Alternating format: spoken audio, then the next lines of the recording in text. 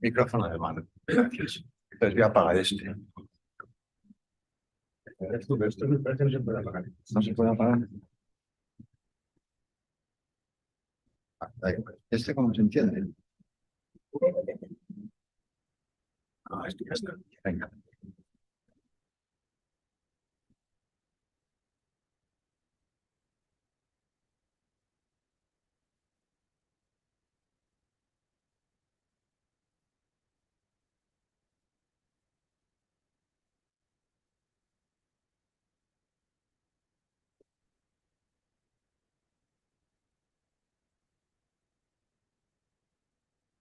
So, hello everyone, and welcome to this new event of the Cañada Blanch Foundation here at the LSE. For those of you that don't know me, I'm your host. My name is Andrés Rodríguez Pose. I am the Princesa de Asturias Chair here at the LSE and a Professor of Economic Geography, and also the Director of the Cañada Blanch Center at the LSE. Today, we have in this new series of the Cañada Blanch lectures, we have the great pleasure of having the Ambassador of Spain to the United Kingdom of Great Britain and Northern Ireland, José Pascual Marco, who is going to be talking about the bilateral relationships between Spain and the UK, but he's going to touch it from a broader angle, as far as I understand. This is an important year. There are going to be elections in the US in November. There will be elections in the European Union for the European Parliament. That would take place in June. There will be elections in this country, the UK. We don't know the date for sure, but it's going to be sometime towards the end of the year, so probably around December.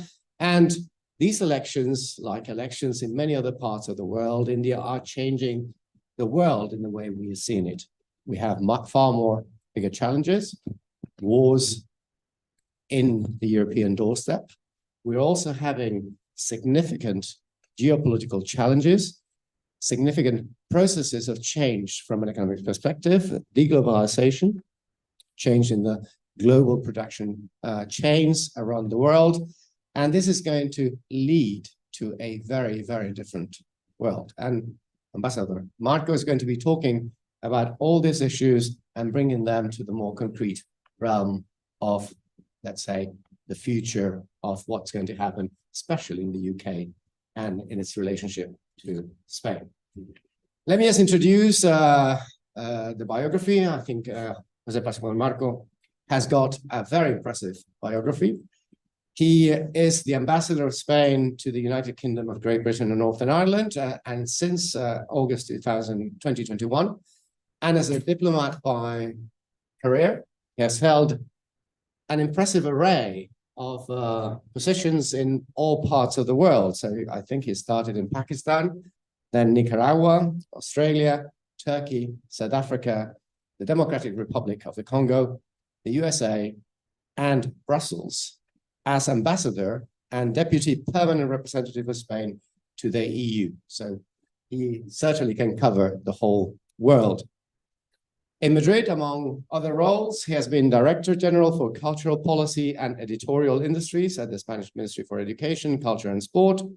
And from 2017 to 2021, he was Director General for Coordination of EU Common Policies and General Affairs at the Spanish Ministry of Foreign Affairs, European Union and Cooperation. Ambassador Marco holds degrees in law and philosophy and a diploma in international studies from the Spanish Diplomatic Academy. But as I said, you're not here to listen to me, you're here to listen to Ambassador Marco. So Ambassador Marco, the floor is yours. And after that, he'll take direct questions from all of you.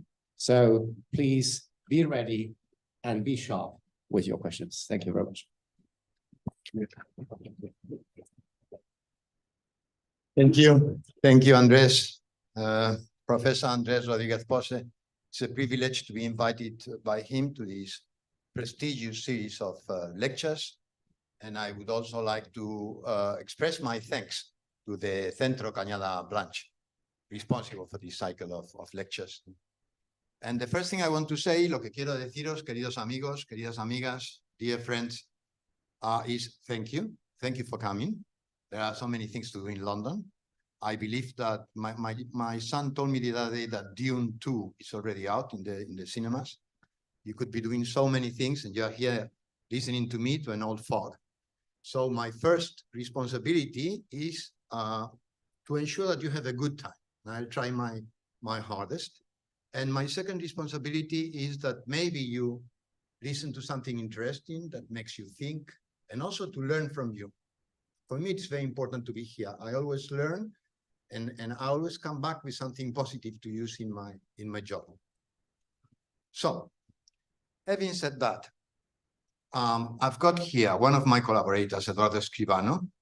I've been told by some of my harshest critics, my wife, namely, that I'm too gloomy, that I'm the prophet of doom, too negative about what is happening in the world. I don't think so. I see myself as an optimist, but Eduardo is going to keep me honest, and he's to write down every time I use a negative or something especially, depressing. He will make a mark, and he will tell us at the end of the lecture how many of those banned expressions I have used. It will not be easy for me, as 2024 is shaping up to be a challenging, stimulating year, but I will try my best.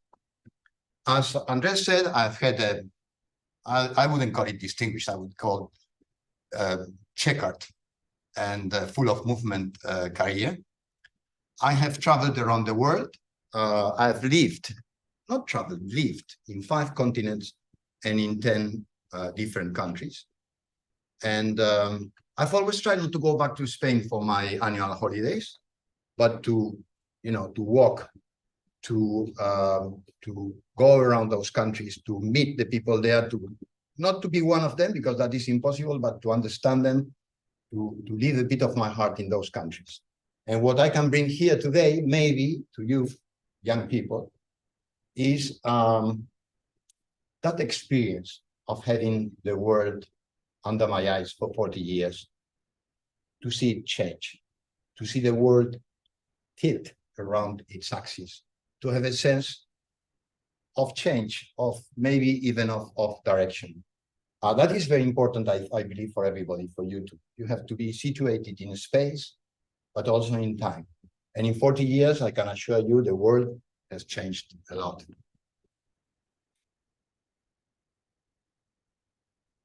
And my sense in the last 10 years, what I feel in the pit of my stomach, is that change is accelerating, that we are moving faster and faster towards a fulcrum, towards a space of change. And that has been very clear in the last 3 or 4 years.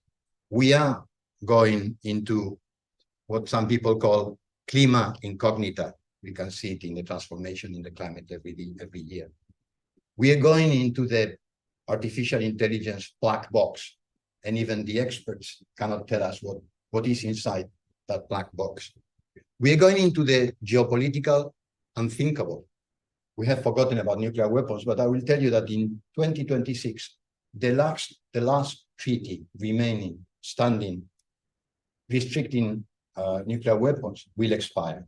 So we are moving into the unknown, not necessarily, Eduardo, a negative unknown, but a challenging unknown.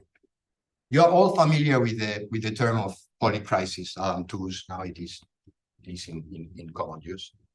It is a theory that says that the shocks of the last 10, 15 years, they are interrelated or at least synchronized. There is risk, synchronization, and reinforcement of these risks. And what have we seen in the last 15 years? We've seen many good things, but we have also seen zoopandemics, like COVID. We have seen an acceleration of climate change, a huge financial crisis, the biggest one since 1945, and geopolitical instability linked with a surge in populism and in authoritarian regimes. And they are all tied to each other, and in some aspects they reinforce each other.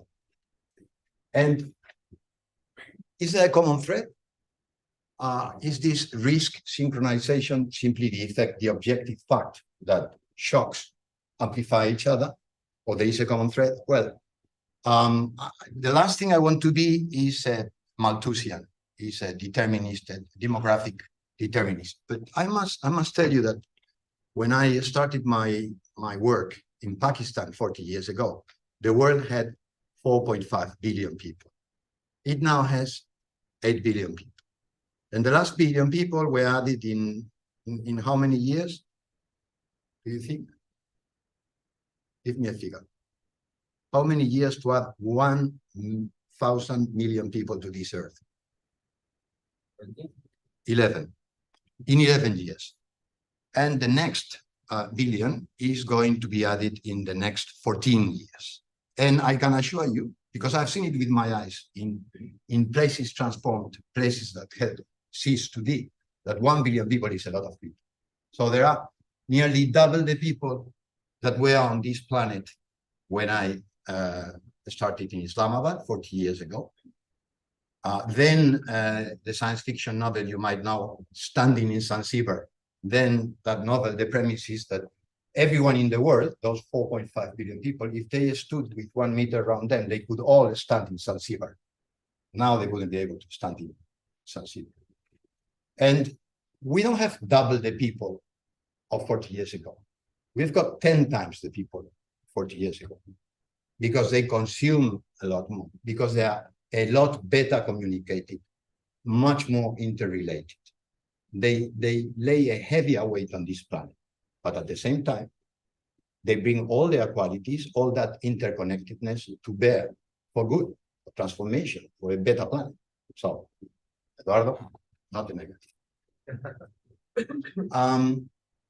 I think it is a Galileo law that quantitative change at some point in time makes for quantitative change. You can add 1 unit, 2 units, 3 units, and you have got the same substance. And then you add 1 more unit and you have a different substance altogether.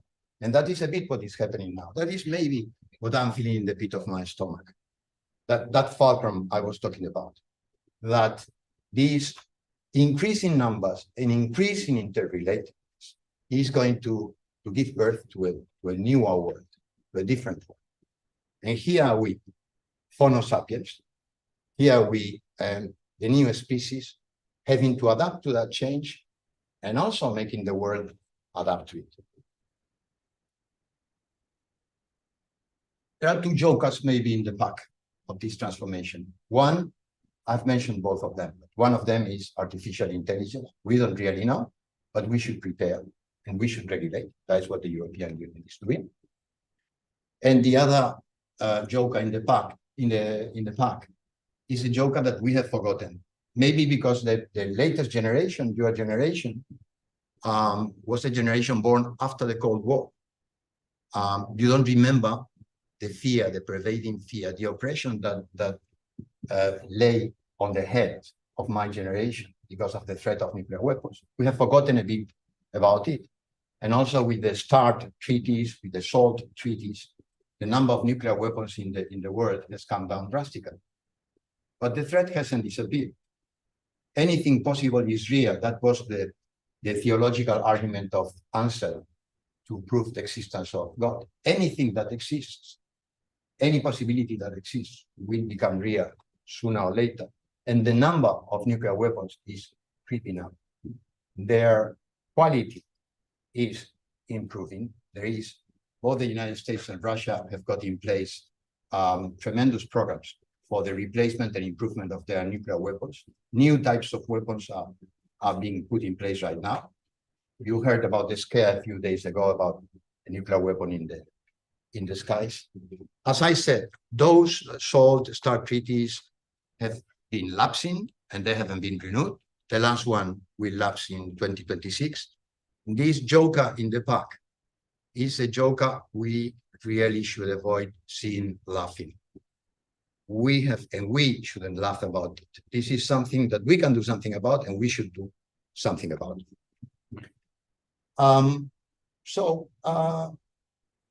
I really think that 2024 is going to be an important year. We have got incredible conflicts on the table. We have got Gaza, we have got the Ukraine, we have got, as Andres said, big elections coming in the United States, in Russia too, in the European Union. But we can do things about these challenges. And I wanted to now look at the positive side. What is the positive side? Well, the Ukraine, for example, the European Union and the West in general stood firm and was firmer and more determined than in 2014. And the Ukraine, with incredible courage, stood up to the Russians, and we haven't lost. On the contrary, we are going to win as long as we stand fast. And it wasn't easy. Remember the response in 2014. Some of the problems we have seen now, it is because of the weakness and divisiveness of our response in 2014. We have had COVID, we have had a pandemic that was supposed to kill 1 billion people. And we once again came together, put in place the right policies, or the policies that were rational in most cases, and also brought to bear our incredible technological prowess. We put on the table, in a question of months, vaccines that normally would have taken tens of years, and we stopped the pandemic. We could have had, after the pandemic, an incredible economic crisis, like in 2009, 2015. But we showed that human beings can learn lessons. Even Germans can learn lessons. I love Germans. And instead of austerity, we put in place the most ambitious fiscal program ever from the European Union. And we were able to grow quickly out of the economic crisis caused by the pandemic. With our next generation funds, we are in the European Union preparing the future, the digital transition, and the transition to a more sustainable and respectful of climate model of growth. So, climate change, once again, we should be optimistic. It is frightening what we see. You can one mark there. It's a bit frightening what we can see, and sometimes I think, I mean, what has God got to do to make us conscious of what is happening? Because when you see 200-kilometer fronts of fire, Brooklyn clouded by smoke, 40-degree summers in Spain, you ask yourself, what has poor God got to do to make us realize that we have got to take this extremely seriously? But once again, it's not that simple to act in a planet with the inequalities, with the divisions in this planet, and with the very rudimentary architecture of management of world affairs. But we have more or less managed with the COPs conferences, and with more or less collective action. And right now, production of renewable energies is going through the roof. I've gotten up, and every day, because I'm a bit obsessed by this, every day at around 10, 11, I look at, in this app, as how electricity demand is met in Spain. And for the last week, we have been lucky, there has been a bit of wind. I was looking at 70% renewables, 90% counting with nuclear and hydro, 90% electricity demand in Spain at 11 a.m. covered by renewables. 90%, that is a lot, the whole week. So we are making progress there. We've got to make faster progress, but we are making progress. So I've got here a lot to say about what we have done during our presidency of the European Union, Spain. We have tried hard. It's only 6 months, but we have been lucky in approving important directives and regulations that are going to be important, as I say, for the future of the European Union. We approved the first regulation of artificial intelligence, and I think that is very important, not only because the heft, the weight of the European Union makes it one of, if not the greatest regulatory power in the world, but because of an example. The example we set will make others look more seriously at regulating artificial intelligence. We have reached a migration pact, maybe not perfect, but for 15 years, we had been fighting about it, and it establishes an equilibrium between restricting illegal migration, protecting the rights of migrants, and sharing the burden among all the European Union states. We have kept the European Union on a fixed course on support for the Ukraine. We have also had at the last Council of the European Union under our presidency, make the Council of Heads of State, of Heads of Government of the European Union, ask for a humanitarian pause on Gaza. And since then, the European Union has moved forward in trying to protect the rights of the Palestinians and of everybody involved in the conflict, without, of course, forgetting the security of Israel. And Israel is a part of Europe. You cannot forget that. It's a part, because of our history, because of many things, it's a part of Europe. We have had the first summit with Latin America, the forgotten continent. We forget about Latin America. It's 500 million people. They share a lot of our values and our goals, but we forget about them. And now China is the biggest trade partner of Latin America. They are very important allies. We should consider them part of our Western, not in the geographical, but ideological sense, Western coalition. We should pay more attention to them. And we are proud to have organized this summit.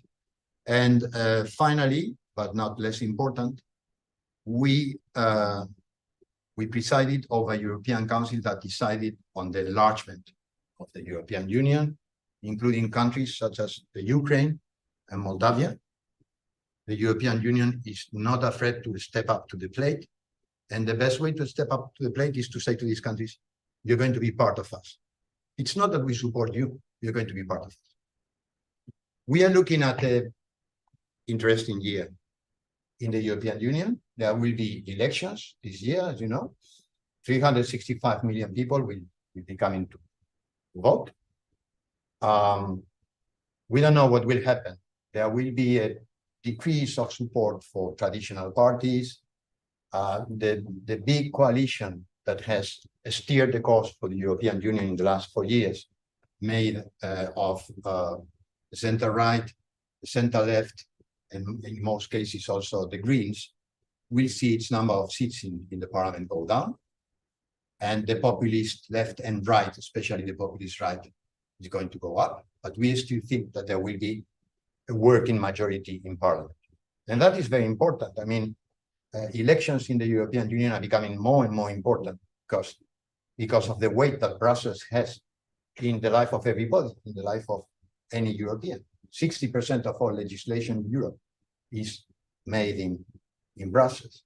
And Brussels policies determine the rhythm of economic and social and political life in the European Union. So if finally Ursula von der Leyen continues to be the next president of the Commission, and I think she has done a very good job, it will be important for her to have a sizable majority, because otherwise policies such as the fight against climate change or a humane migration policy or support for the Ukraine could be threatened. What will the new Commission look like and look forward to? And with this, I'm starting to finish. Well, the challenges are not over at all. Once again, it is the Ukraine. Once again, it is trying to be proactive in the conflict in the Middle East and finding a solution and stopping the carnage. It will be increasing our strategic autonomy. That means ensuring ourselves against geopolitical, technological risk. We've got to be more self-sufficient. As I said, the climate change policies, they are fragile. Many people, of course, it is impossible to fight against climate change and to make our economy sustainable without making some sacrifices. And of course, the groups, the sectors, the people who are more directly affected, well, they exert legitimately political resistance. But it's a fight that is worth fighting, and we've got to keep on doing these policies.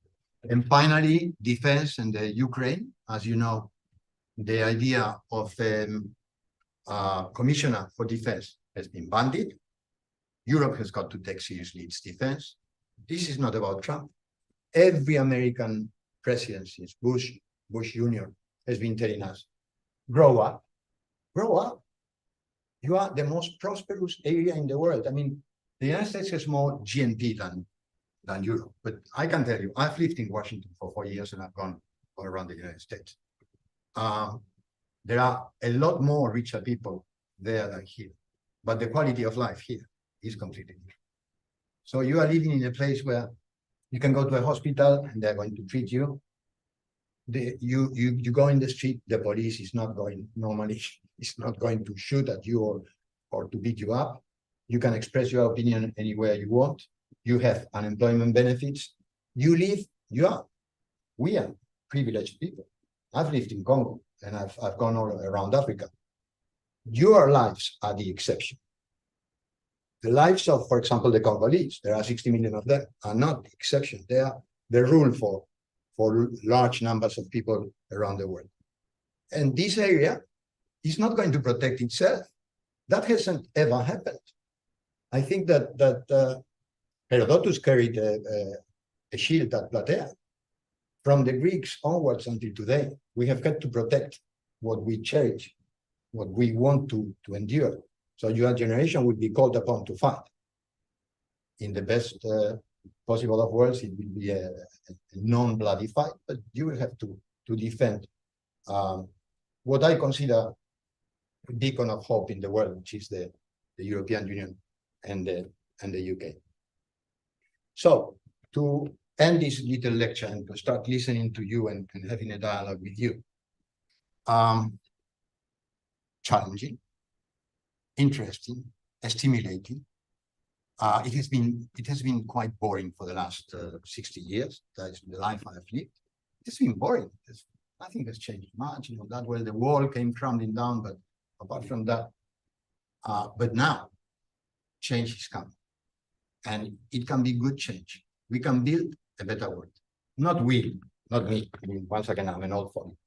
I don't know whether you remember from the Bible, from the prophets, I think it is Joel. Your old men shall dream dreams. Your young men shall see visions. So I encourage you to have a utopic horizon, to see visions, to systematically imagine a better world. Let us stop judging. We are used to social media and to saying like, dislike. And any event that comes to us, all the information we are bombarded with, we are judging all the time. Judging it's not positive. You can do it at the end of the process. First, you have got to understand how the system works, how the moving parts fit to each other, how things influence each other, what is important and what is not, what is the direction. Understand and then have a vision, and that vision should be a utopian vision. That is what I bring to you today. Thank you very much.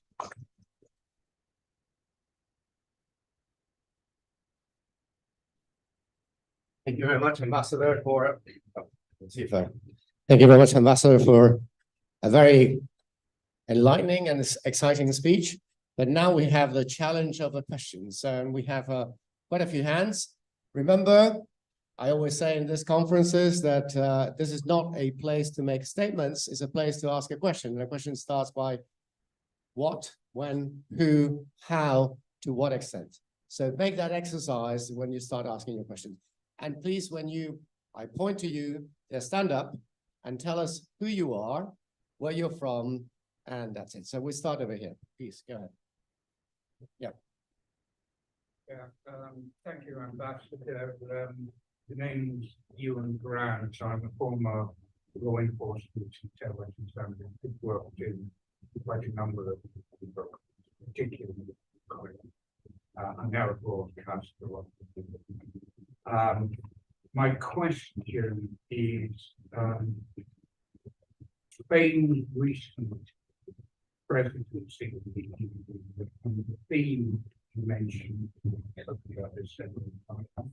of building a European-wide, British relationship with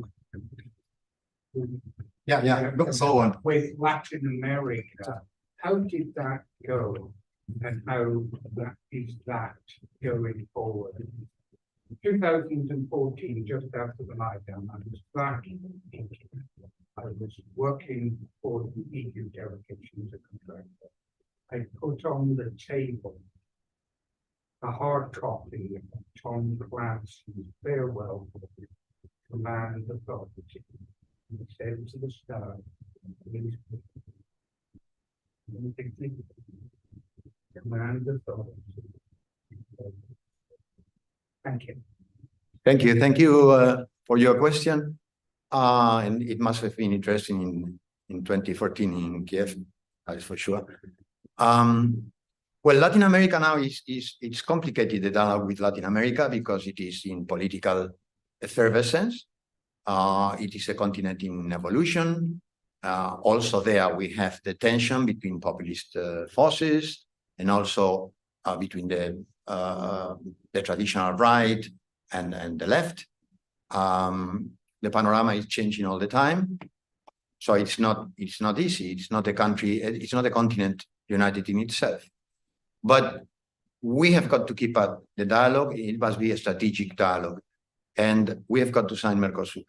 I mean, I'm sorry for agriculturalists. I'm sure that we can put money on the table, so to make it there a while, but to have Mercosur is still, you know, like Banquo's ghost sleeping around the corners, dragging the chains around after more than 10 years of negotiating it. This is absurd. We are shooting ourselves in the foot. We need Latin America. We can learn from Latin America, and we can profit from the relation with Latin America on all aspects, and to start with on the trade aspect, because we are talking here with Mercosur, we are talking 300 million consumers and producers.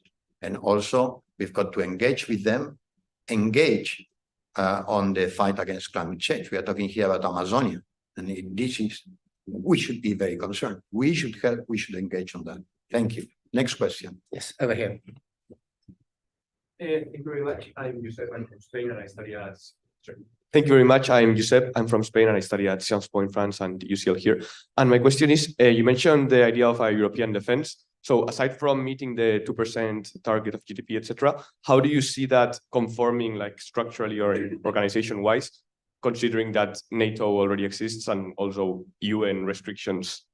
Considering what? Consider that we are in NATO and that we're also in the UN for security and military purposes. How do you see the idea of a common European defense conforming, if that's what you meant, aside from the GDP? Good question. Here I'm going to answer a bit at length, because I think it is quite important and more complicated than we think. NATO is essential. I mean, we cannot live without NATO. When there is a big problem, NATO is there and we need NATO. But NATO is not a political organization. It's not a country or a confederacy of countries. It's a military alliance. What we have seen in the Ukraine and in other crises is that the political unity of the European Union, which is a political organization, is essential. So we need both. And the European Union is one of the countries that are components of the European Union, are important allies in NATO. And what the European Union can do is to ensure that those countries contribute more effectively to NATO, which is contributing also to the European defense.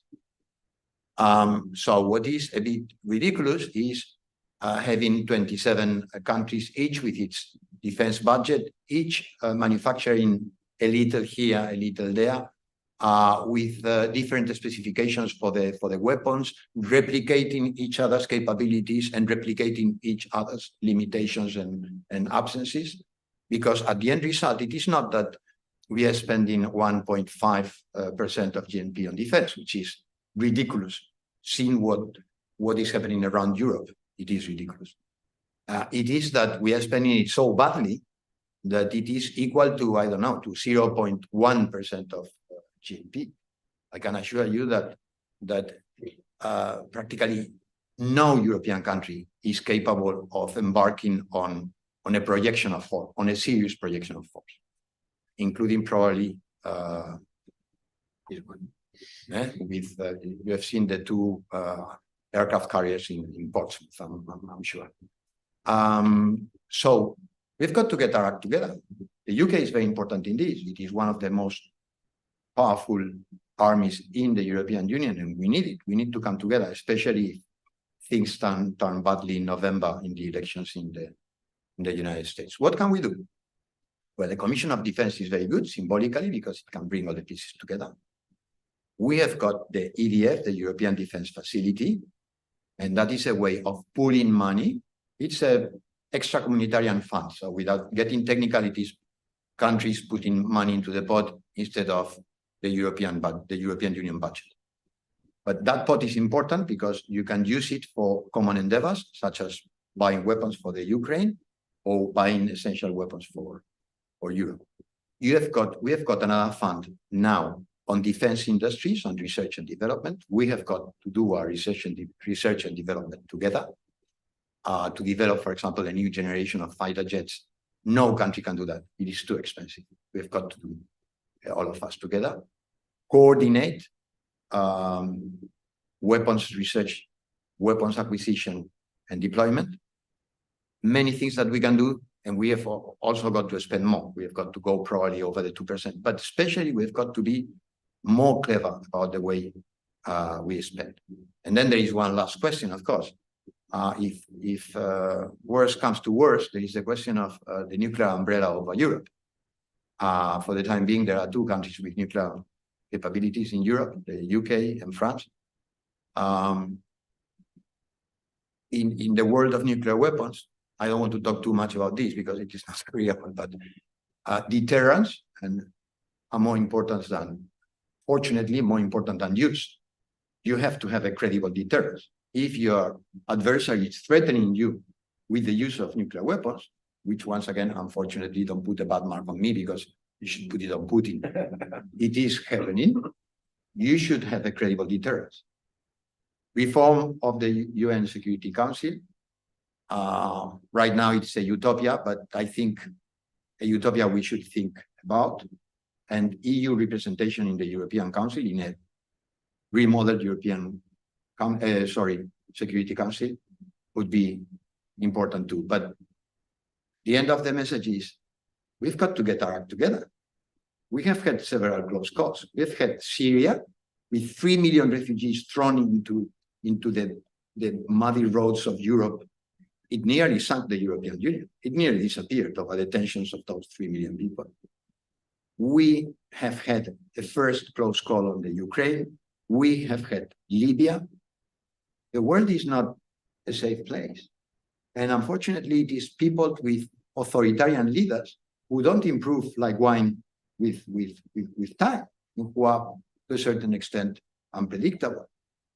We have got to act with the prudence of the paterfamilias. We should be able to protect ourselves. Next question over here.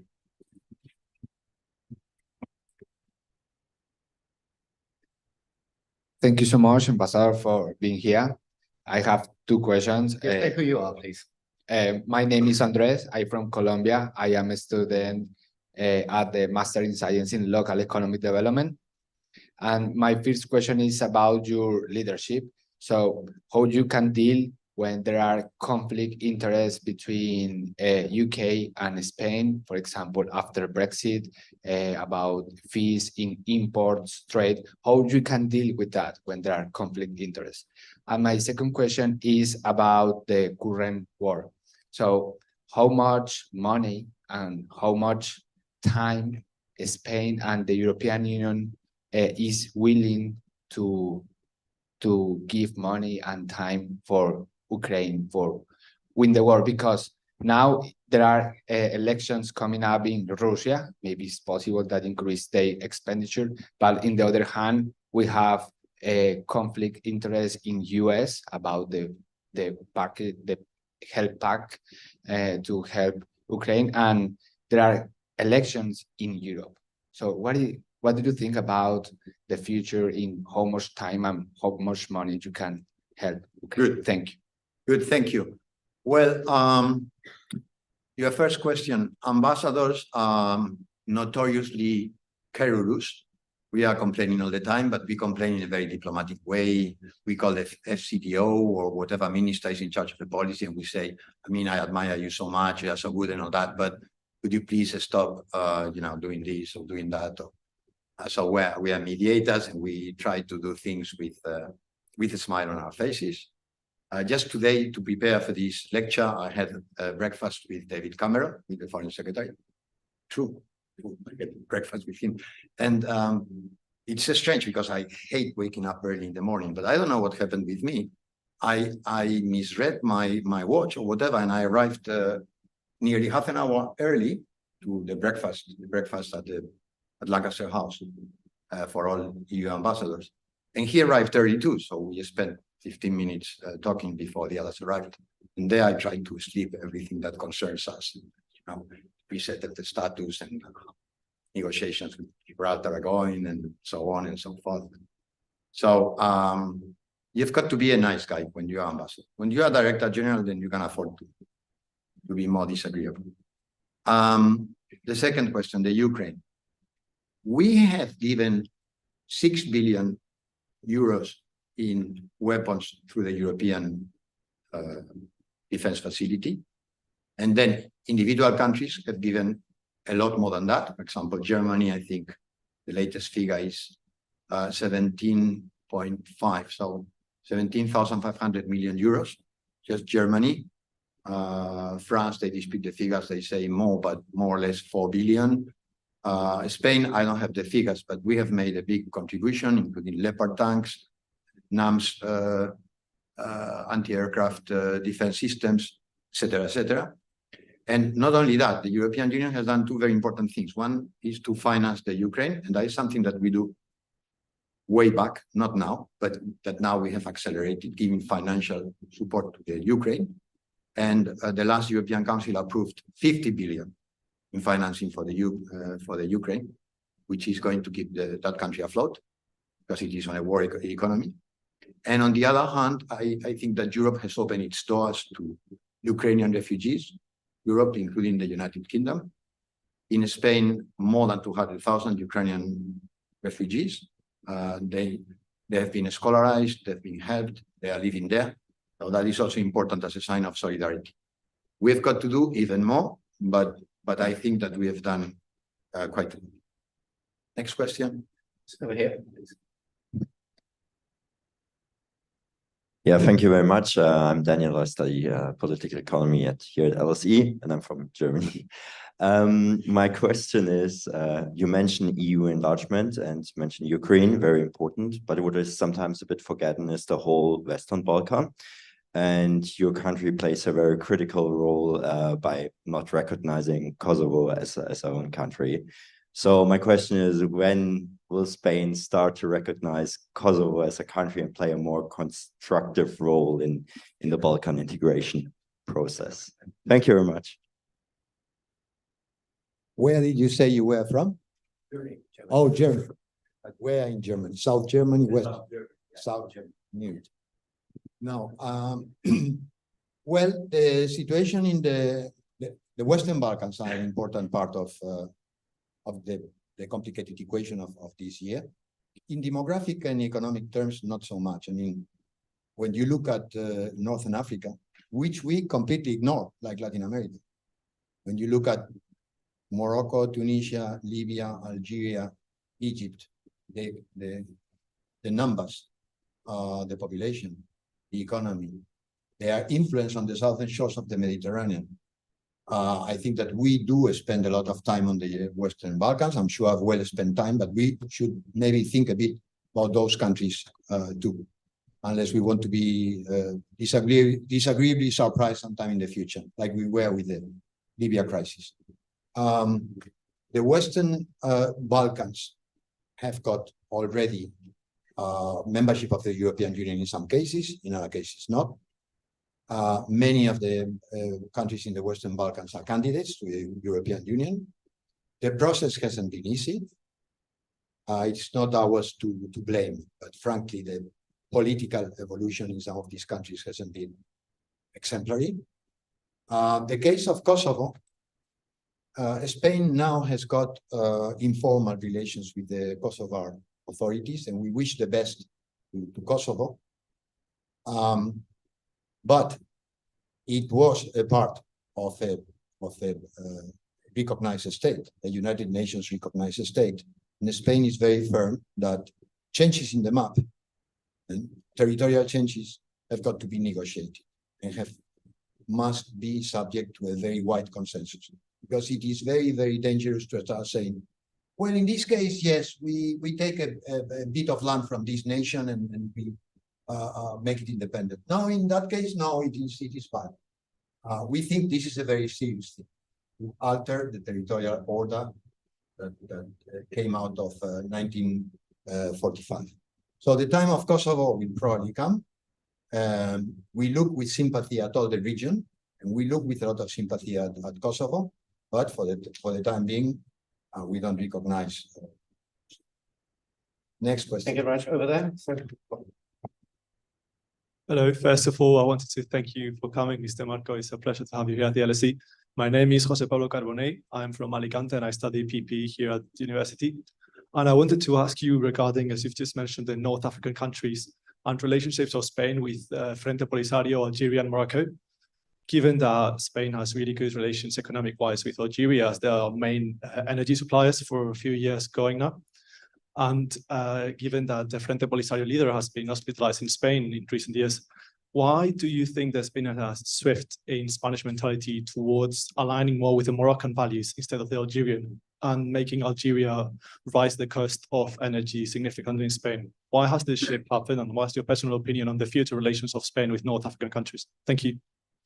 Well, I'm very relieved because with your question, I think there are no horrible, complicated subjects left than anybody else can ask. We already have Kosovo, now Frente Polisario. Thank you.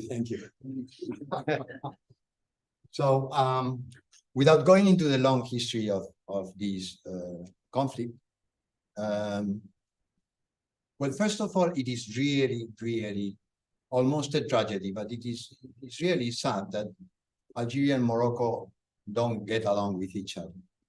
Nothing should have stopped them from getting along with each other. They share a lot of history. They share the same land in Northern Africa. They share regions, language, and goals and interests. And this enmity between the political leadership, because I don't think it is between the people of Morocco and Algeria, is very bad for the Maghreb, for the whole region, and for the European Union. And it has stopped us from having more effective policies to bring up the Maghreb. Regional policies, development regional policies, for example, are almost impossible. You cannot build common infrastructures if countries regard each other as enemies. Spain is a very good friend of Morocco and a very good friend of Algeria. Very traditionally, very good friend of both, linked to them by geography and by history. But when we are talking about the conflict in the Sahara, in Western Sahara, Spain has decided that you have got to go with reality. If you can envision an independent Western Sahara under Polisario leadership, well, I mean, it's always good to have visions, as I said, but it's a difficult one. Sometimes, you know, the train goes off the station, the world moves on, and you've got to go for the solution that causes the less damage or causes the better future for a region. It is something that most countries in the world have already done. Morocco's conduct in the Western Sahara, it's not for me to judge Morocco, but I think that they've done quite a good job there. And they have spent a lot of money there. The Sahara, the Western Sahara has changed enormously in the last 30 years. I'm not an expert, but what they tell me is that the region is going well. Of course, the Sahrawi population must be taken into account. It must be respected. Their rights must be recognized. I'm a diplomat, so my opinion is that there is always a deal to be made. And a bad deal is much better than a protracted conflict. That is it. Okay, next question. There was one over here. Yes, over there.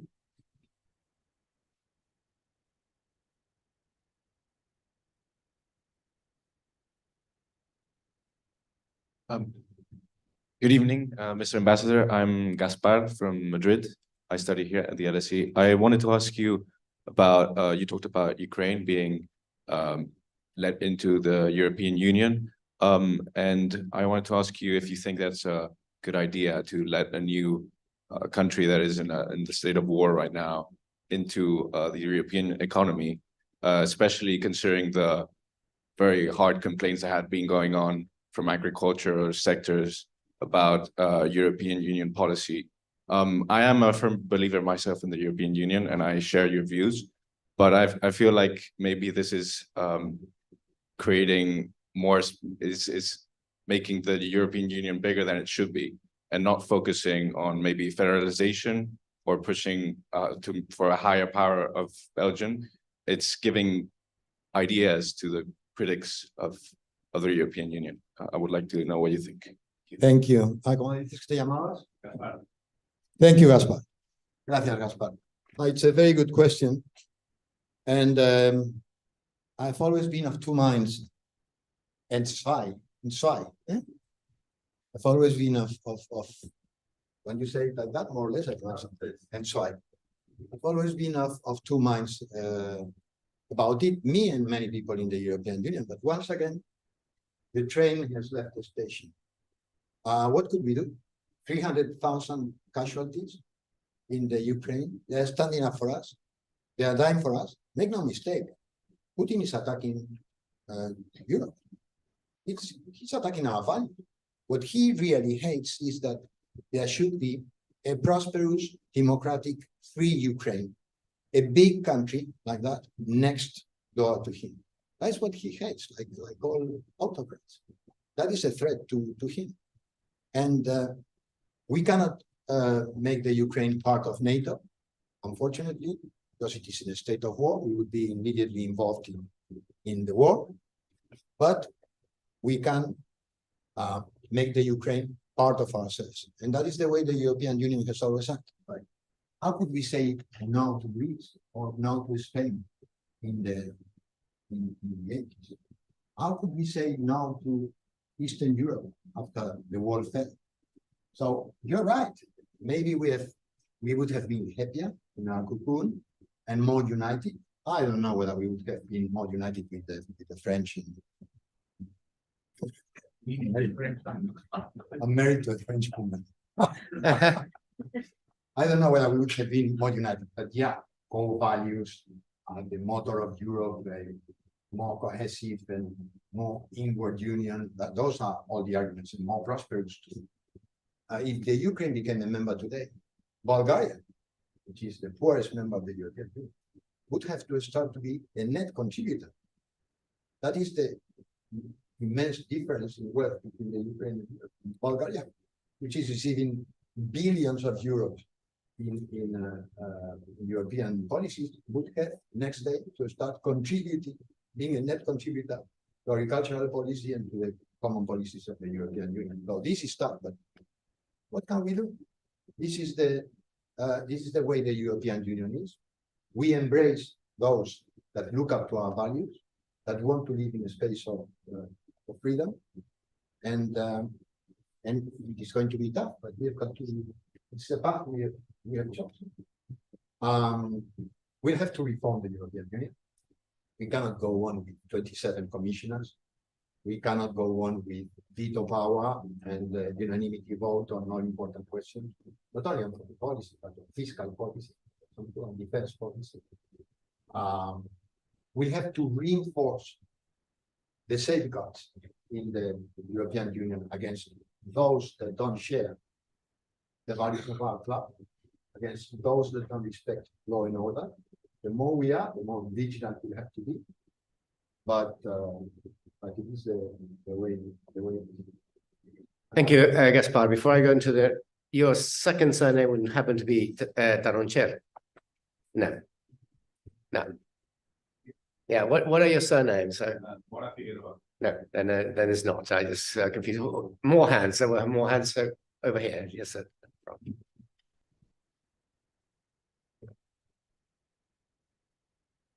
Good evening. My name is Neil. I'm from Mexico, studying a master's in political science. And I just have two quick questions. The first is, well, how does the European Union and Spain in particular react to the slow emergence of China as an economic, as a technological power, and its influence in other regions of the world? And the second is that in 2018, the Mexican president politely asked Spanish royalty to, say sorry for the mistakes of the conquista. So what is the position of the Spanish government, of Spain, of the Kingdom of Spain in general, in regards to this, and if there is a future prospect of recognizing the rights and wrongs of the conquista? Thank you so much. Thank you. I had forgotten about the conquista when I said that. So I like moving around. So if suddenly I trip on this because I this came here. You have to be careful not to fall, so. And also I want to hear from the ladies. Because Yes. not a single. So the next question. We have a hand already, so it's the first hand that has been the raised. hand is a good start. Then we need the other hand. Anyway, the first question was China. China. China. I mean, yeah, you cannot ignore China. I mean, you all know we are talking here about 1.5 billion people, about probably in terms of PPE, the first economy in the world. It is there with the United States, and going very fast up the value, up the technological scale. As you know, we have tried to stop them a bit by banning the most advanced microchips from China. They are already establishing independent production lines for them. We are talking about a very influential actor on the world stage, with its Road and Belt Initiative, with its trading and aid policies. They are watching us very closely, watching for signs of weakness. They are watching what happens in the Ukraine. That's one of the reasons why we have to win in the Ukraine is China. They've seen that in Siberia, they are already the new petrochemical complexes that Russia cannot build them because of sanctions we are not building. They are building them. The oil and gas that Russia is not selling to Europe because of sanctions, they are selling it to China. Basically, they are taking over Siberia. I mean, big club for Putin. This war was for the independence of Russia and for the greatness of Russia, because thanks to the war, China is basically taking over Siberia. Anyway, China is also a force for good. China is a continent and a people absent from history for the last 100 years, mired in horrible civil wars, in tragedy, invaded, downtrodden. We are talking about the conquista. Let us talk about the Opium Wars. Now they come back on the world stage and they're bringing a lot to the table. It's wonderful to have China there. And they're doing a lot of very good things. I've been, for example, involved in development cooperation for a very long time. Now, all I read in the newspapers is how awful Chinese cooperation policies are, how they make countries dependent. No, they're doing things in a different way. They are making some mistakes, but they are also avoiding a lot of the mistakes we made with our development policy. And they are doing good things in Africa, and for climate change, for big world management issues such as, for example, climate change. They are essential, and they are doing. They are going into production of renewable machinery, which without China, what we have seen on wind and solar would be impossible without the contribution of China. They are doing with electric cars. It is very important that they bring it. But they are a risk for us, and they are a challenge in many ways. You have to put on the other side of the balance the Uyghurs, facial recognition, technology, a concept of individual freedom that doesn't correspond to ours. We have to share the same world. It's becoming a much smaller world. So we have to talk. We have to talk a lot and to coordinate, but we've also got to be vigilant. We cannot be complacent. We cannot, that is the concept of strategic autonomy. We cannot rely on the goodness of our partners. Dialogue, but be vigilant. On the conquistas, I think that it was Newton that says the hypothesis non fingo. I don't talk about hypotheses. I would like to say, I don't like to talk about the past. The conquista or the discovery of the Americas, what happened in the 16th century, it changed the world completely. And the world that we have today is the world created by the conquista. There were mistakes, I would say that. There were more than mistakes, there were tragedies, there were catastrophes, of course. Some of them may be inevitable, others completely avoidable. But we cannot go back on the past. We can acknowledge, we should, some people say we shouldn't judge the past by our standards. No, I believe that we should judge the past by our standards because they are past. We should call a massacre, something inhuman, we should call it inhuman. But at the same time, because you can do more than two things at the same time. You know? I said that Gerald Ford was incapable of walking and chewing gum at the same time, but you are capable of holding two thoughts in your head at the same time. Not contradictory thoughts, but different thoughts. At the same time that we judge the past by our standards, we should understand it in its context, by its standards, by what was happening then on the earth. It's without avoiding the question, for me, it is funny to think that maybe, in some sense, I mean, analogies are wonderful. What is happening in 2024 is a bit of the other side of the mirror to what happened in 1492, 1825, etc., etc. Then we brought horrible pandemics to the rest of the world, and in this case, to Latin America.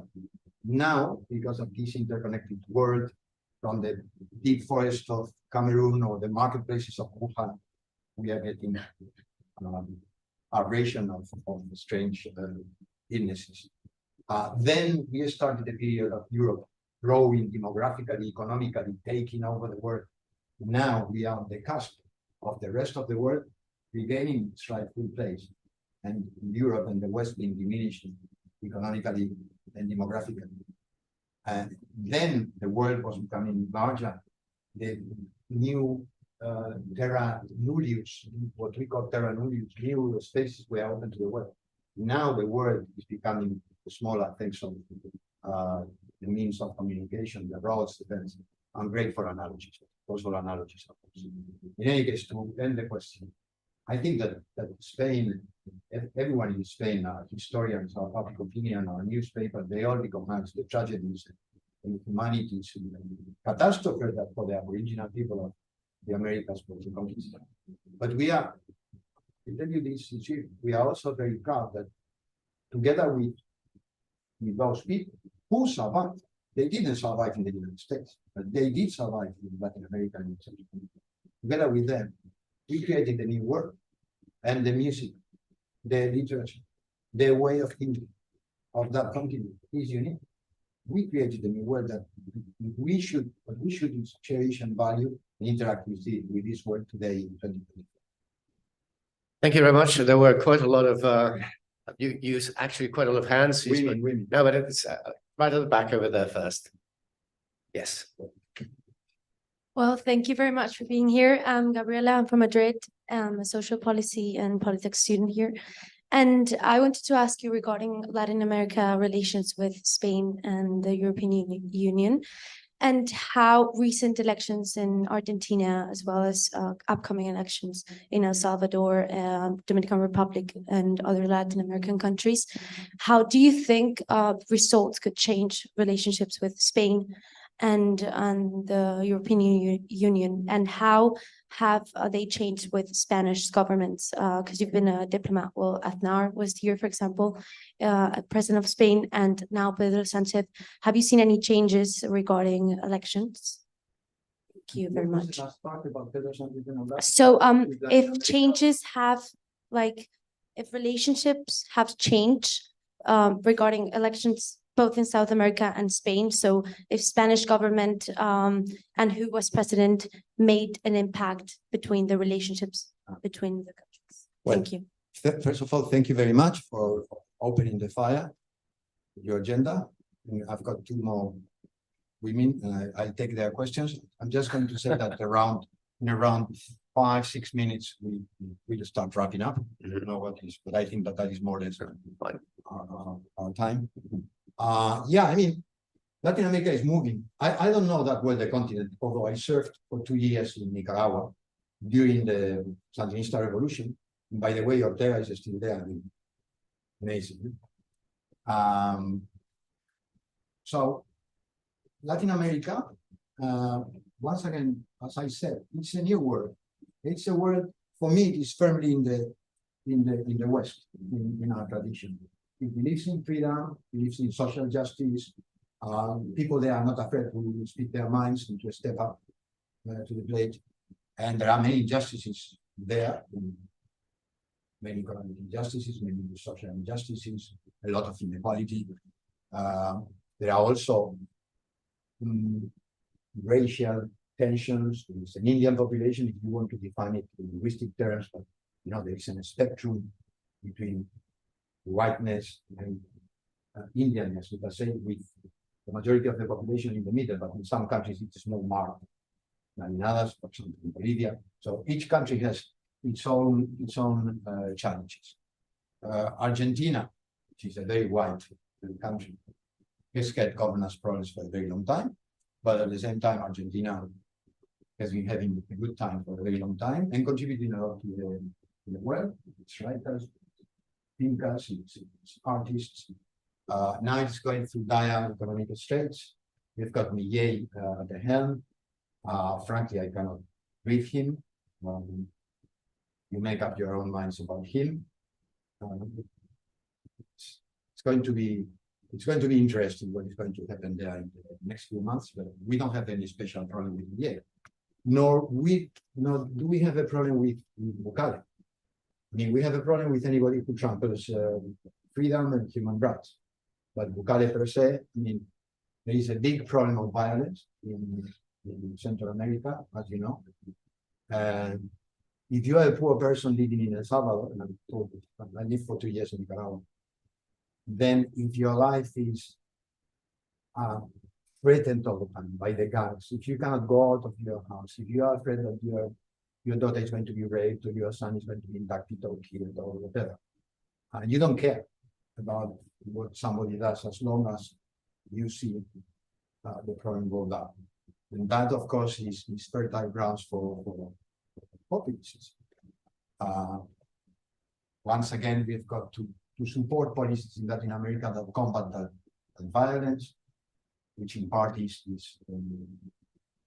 linked to drugs and to weapons. So I'm not going to get into it, but we don't have special problems. Frankly, Spain doesn't have any special problems in Latin America. I think that you wanted to ask a question. Maybe.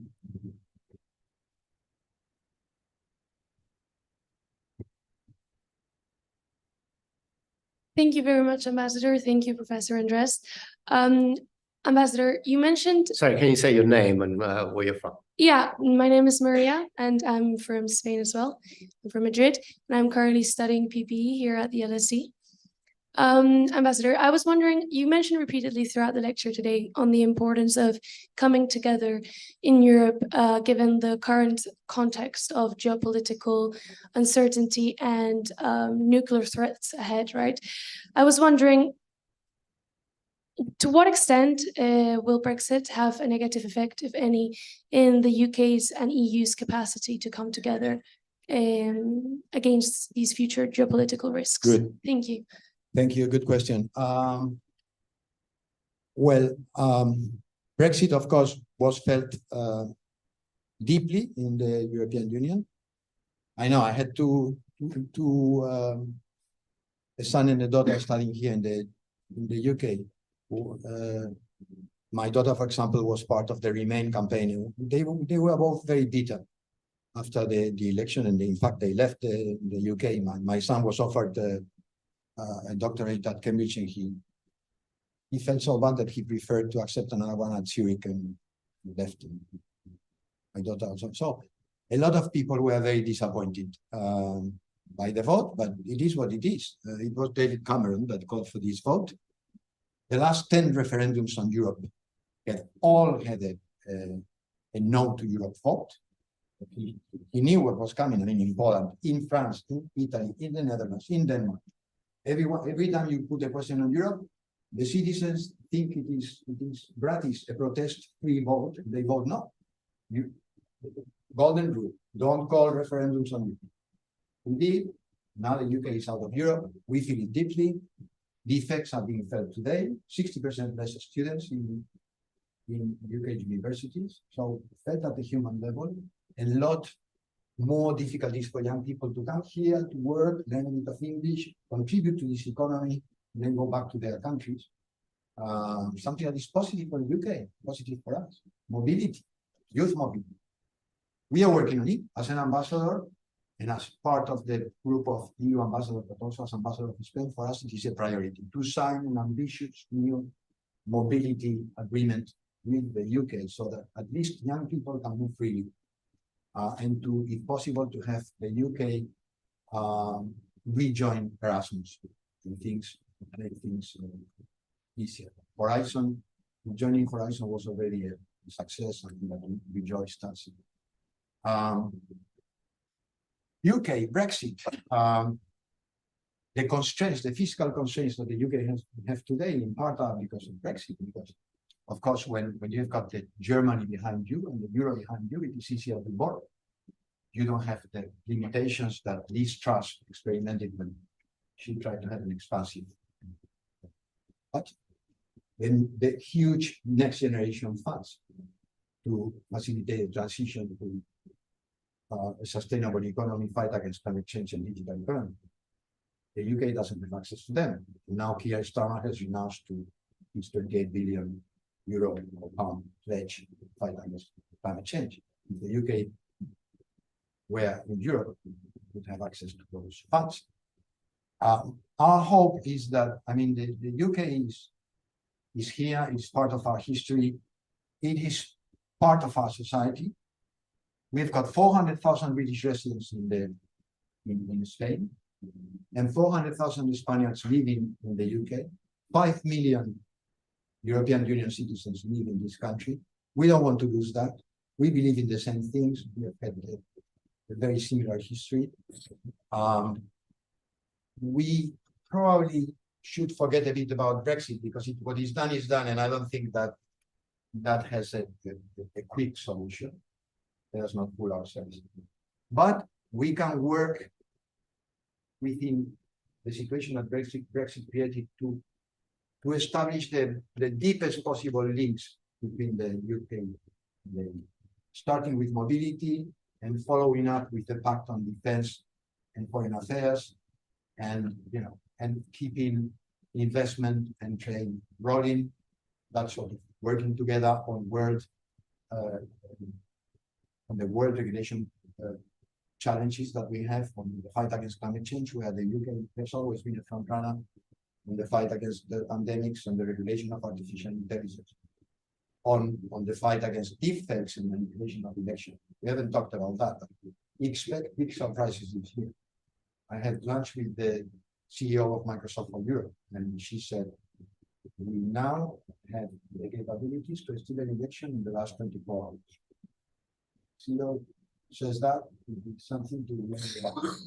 Anyway, we've got to work together. We are going to get closer, I hope, in the future.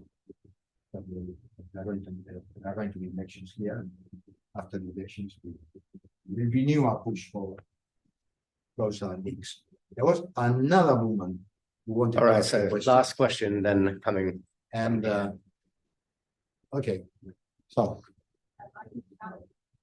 you can shout. The microphone will arrive. Shout it from the rooftops. Hi, I'm from the FCDO, actually. From the FCDO. My name is Isla. Yeah, but my question was about Spain's effectiveness lobbying within the EU. So before Spain took the presidency of the EU Council last year, Sanchez said something like, you know, Spain has consistently punched below its weight. So I wanted to ask if you think that the presidency of the EU Council has changed that at all. And also you see something quite interesting, I think, in the EU at the moment, with Spain taking quite a different approach to the situation in Gaza to the rest of the EU member states. Spain, along with maybe only Ireland, you know, has been a lot more vocal about calling for a ceasefire. So given that its position is so different, but that it hasn't really been able to like change the position of the EU, how does Spain convert itself into the kind of member state that Germany or France is, and really land those arguments for foreign policy? Thank you. That is a very good question to end up the round. I remember you that your young men shall see visions. I want you to see visions.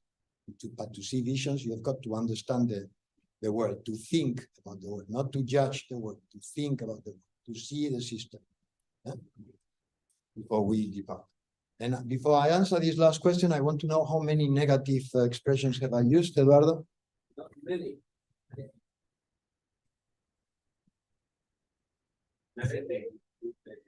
9. 9. Good.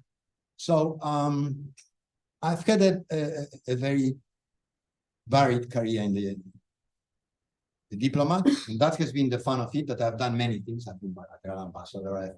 I've been in charge of NGO cooperation for 3 whole years, been in charge of cultural policy in Spain. You know, been a bit of a jack of all trades, and that is my character. I've enjoyed it. Some other people concentrate on one thing and become great. I've been mediocre a lot. And one of the things I've been mediocre at is the European Union. I've a big part of my career there. I was ambassador for 5 years there in Coreper 1, which the Economist has called the most secretive conclave in Europe. That is where we make most of the legislation. And I think I know, as well as anybody, how the European Union works. That is, I know it badly because nobody knows how the European Union works. But I don't think that Pedro Sanchez punches under his weight. I think, frankly, I think that, honestly, he punches over his weight. And he will never punch at the level of France and Germany, because that is impossible. Those are the two, by far, the 2 biggest economies of the European Union, the 2 biggest armies, the 2 biggest technological capabilities. We are not going to punch at the level of France and Germany. And the other thing is that in the dynamics of the European Union, the ruling party is very important. The ruling party at the parliament level. And as you know, the PPE, the center-right, has had the upper hand for the last 20 years. A country with a center-left, socialist government is not going to be able to have the same impact as a country when the president of the Commission, Ursula von der Leyen, is from the center-right in parliament. The majority is from the center-right. But within those provisos, Spain is a big country, it's an important country, and Pedro Sanchez, in my opinion, is undoubtedly the leader of the center-left in Europe, the leader of the socialists, and he's not shy of using that power, the power as head of government of Spain, and an official leader with Costa now alone of the socialists in Europe. Like he did, for example, in the European Council, where he held the European Council up until 4 o'clock in the morning, until at least they agreed to write humanitarian pause at the end of the Council, to call for a humanitarian pause. Or when Spain, and then I was working in Spain, when Spain planted firmly its foot on the ground and said, we need a huge amount of funds to face the aftermath, economic aftermath of the pandemic, and they must be common European funds. We were instrumental in the shape and the size of the next generation funds. And we are also front runners in so many issues, like, for example, development cooperation and protection of the rights of women, or the fight against climate change. We pushed the European Union into accepting the Iberian exception and not tying the price of gas to the price of volatile energies. And now under our presidency, a new model for electricity and energy markets has been approved. So I do think he punches at his weight, but it's not the weight of Germany. You have been a wonderful audience. Never fielded so many and so many difficult questions in my life. I will be back. I will be back. Thank you very much. No, thank you very much.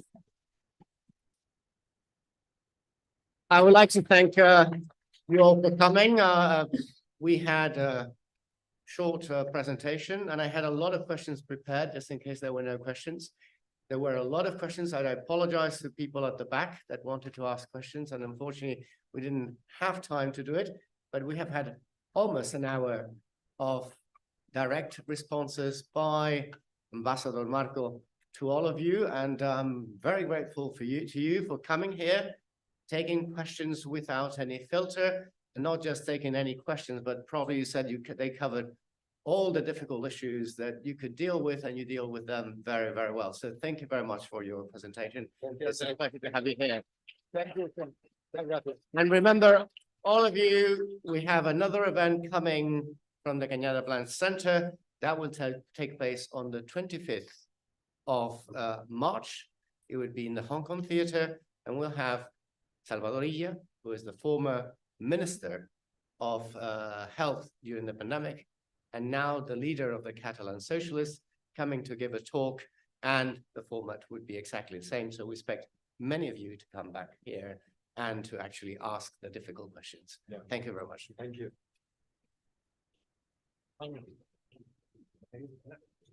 Estoy muerto de hambre. He venido por eso.